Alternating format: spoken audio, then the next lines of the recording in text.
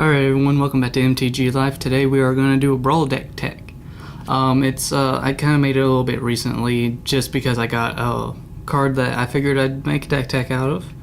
It's more or less a tribal with a few other things thrown in. It's not some super fancy, expensive, super great, gonna win you much thing, but it's something that's gonna be kind of fun and interesting to do. It's got a little flavor to it and such. That's about it with it. As you guys know, I only make decks with cards that I physically own, and yeah, because I mean it's not fair to like go out there and buy some super expensive card and throw it in a deck that other people can't afford to get, which puts you at a high advantage, at least in my opinion. So yeah, most of my decks are never going to be like competitive stuff. They're going to be for casual play. So let's get started then. Squee the Immortal, 2 red, 1 generic mana for a 2/1 legendary goblin. You may cast Squee the Immortal from your graveyard or from exile. He's great for any kind of sacrifice effects things. I mean, he just continues to come back. He's basically the bane of any control deck, because if they just counter him, you can continue to cast him and make them waste all their counter spells. Or if they decide to let you keep him, he just stays on the board. The only way to actually stop him is to enchant him with like, I don't know, like Ice Over or something like that, to basically just keep him immobilized so that he can't attack, he can't be cast. Then you have to keep him on the battlefield immobilized. We are going to do tribal goblins, but what kind of goblin deck would not have dragons? Because in the lore, where you find goblins, you will find dragons feeding on goblins. So we do have some goblins in this deck. We also have a few other cards that I used to fill it out that I think kind of went with the theme of the deck and such. Such as Varric's Bladewing. Let's see if I can get that there. 2 red, 2 generic mana for a 4/4 legendary dragon. Kickers 3, flying. When it enters the battlefield, if it was kicked, create Varric's Bladewing, a legendary 4/4 red dragon creature token with flying. Of course, we do have the token. Let me zoom this out just a smidge. There we go. Goblin Trashmaster. 2 red, 2 generic mana for a 3/3 Goblin Warrior. Other goblins you control get +1/+1. Sacrifice a goblin, destroy target artifact. He's just a 4-drop Goblin Lord that also gives us the ability to destroy artifacts if we need to. Because, honestly, we're not running much artifact hate or anything like that in this deck. So if you were to play a deck that was like against mainly 4 artifacts, he'd be like he'd be an answer to that at least, because then you can sacrifice goblins. I mean, you can sacrifice Squee, and then, I mean, just saying, you can destroy an artifact and then bring Squee back later. Goblin Chain Whirler, 3 red for a 3/3 first strike Goblin Warrior. When it enters battlefield, it deals 1 damage to each opponent and each creature and planeswalker they control. I mean, it's a 3/3 first strike. I mean, you guys have probably heard about all the Goblin Chain Whirler decks. Honestly, that's the first Goblin Chain Whirler I've gotten a hold of, and I don't really look at those online decks or anything, or really watch the tournament stuff. I keep an eye on the tournaments every now and then because it may make stuff spike in price or whatever. Mainly like for like actual stuff. Like I was trying to buy a Commander Precon deck, and some guy went to a tournament, I can't remember his name, it was about a month or so ago, I'd say, and he did something with like Kess Descendant Mage or something like that from the Precon Wizard. The Precon Wizard deck was like 35, then it spiked up to like 40 and 45, like the day before I had the money to buy it. So that kind of annoyed me, so I kind of keep an eye on that stuff every now and then. Dark Dweller Oracle, 2 red, 1 generic mana for a 2/2 Goblin Shaman. You can pay 1, sacrifice a creature. In this case, we will sacrifice Squee. Exile the top card of your library. You may play that card this turn. I mean, it could be a burn spell, it could be a goblin, it could be, I mean, just a land or anything or whatever. Now then, Desecrated Tomb. 3-drop artifact. Whenever 1 or more creature cards leaves your graveyard, create a 1/1 black bat creature token with flying. This only really has anything to do with Squee. That's the only thing it has to do. It's the only reason why it is in here, because we can continue to sacrifice Squee and bring him back from the graveyard just to get a token or whatever. That's the only reason why it's in here. It's not really in here for much else. I mean, that's one of those cards that if you have something better you want to put in, feel free. I mean, like I always say, these are just a template. This is just my idea, my version of it, especially with my limited collection of cards to use. Repeating Barrage, 2 red, 1 generic mana for a sorcery. It deals 3 damage to target creature or player. Raid, you can pay 5. You can return it from your graveyard to your hand. Activates the ability only if you type of a creature this turn. It's got its uses.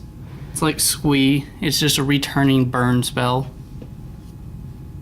The First Eruption. It's a red 2 generic mana for a saga. First lore counter on it. It deals 1 damage to each creature without flying. Second lore counter, add 2 red to your mana pool. 3, sacrifice a mountain. If you do, it deals 3 damage to each creature. I mean, if all you have out is Squee, I mean, odds are you're going to just sacrifice a mountain just to deal 3 damage, because, I mean... Goblin War Chief. 2 red, 1 generic mana for a 2/2 Goblin Warrior. Goblin spells you cast cost 1 less to cast. Goblins you control have haste.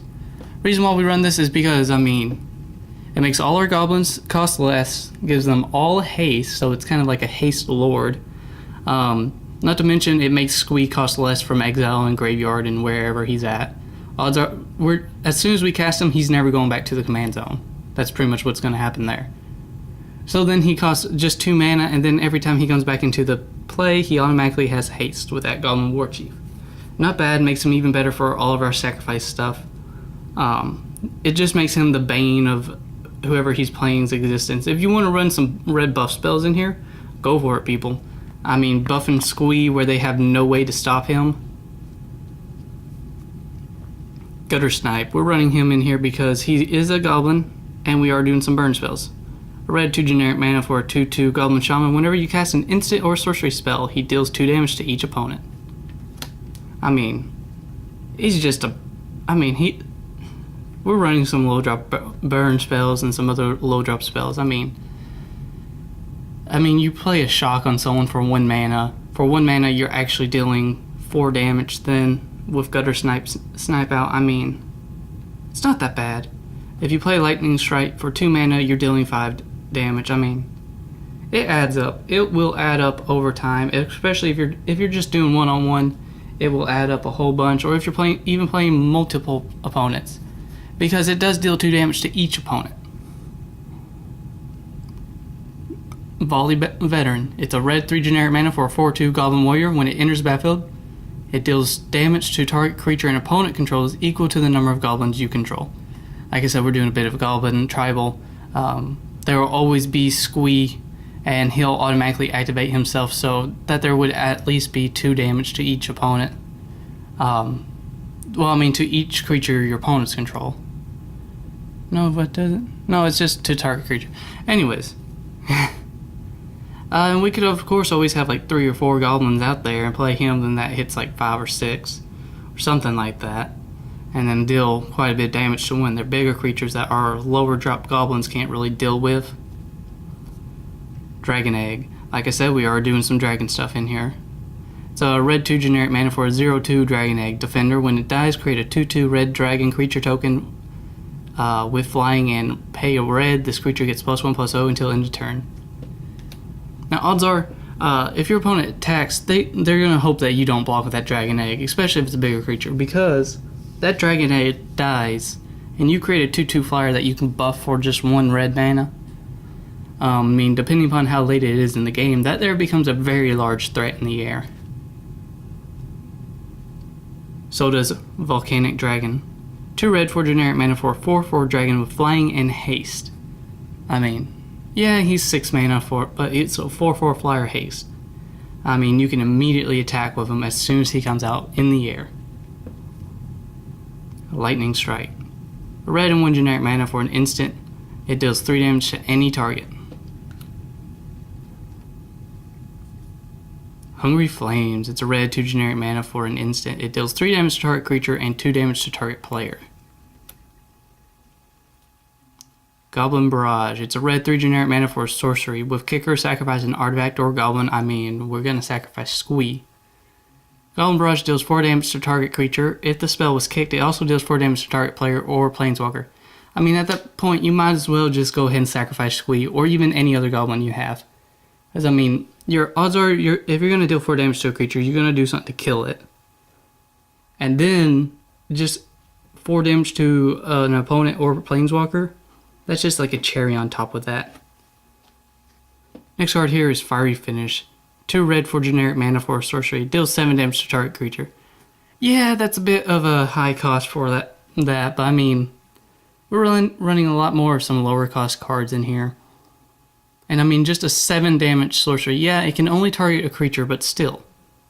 7 damage to a creature is very useful, especially when we're running some lower drop creatures and we're mainly burning our opponent.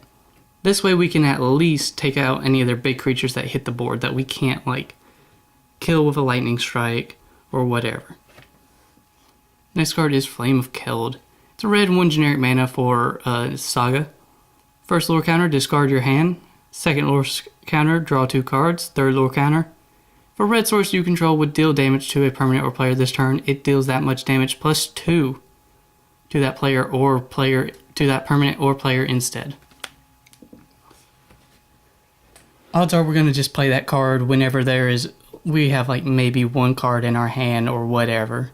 Or maybe only card we have is Flame of Keld, because then we play it out, we have nothing. So we don't lose anything. I mean, you don't really want to run through all your burns, like discard your entire hand, so I wouldn't recommend playing it with a full hand. Maybe if you have like Flame of Keld and 1 other card. I mean, if you have Squee in your hand, say they bounce Squee, then I mean, definitely play that, because then he just goes into your graveyard and it don't matter. Tectonic Rift. It's a red 3 generic mana for a sorcery. Destroy target land. Creatures without flying can't block this turn. It's a foil too. You can't see, but it is. I mean, that's just to mess with our opponent and to stop them from being able to block us. Gives us the chance to attack if we need to attack. Double it up with that Flame of Keld. Very useful kind of thing to do. It gives us the chance to just rush in and possibly finish off the game right then and there, with the 2 extra damage to each of our red permanents. I mean, Squee then automatically deals 4 damage. I mean, Goblin Chain Whirler would deal 5 damage total. And if your opponent just can't block, and say they have no flyers and they just can't block at all, very useful. Possibly a game-winning moment right there, depending upon how many creatures you have on board and their life total. Next card is Lightning Mare. It's 2 red, 3/1.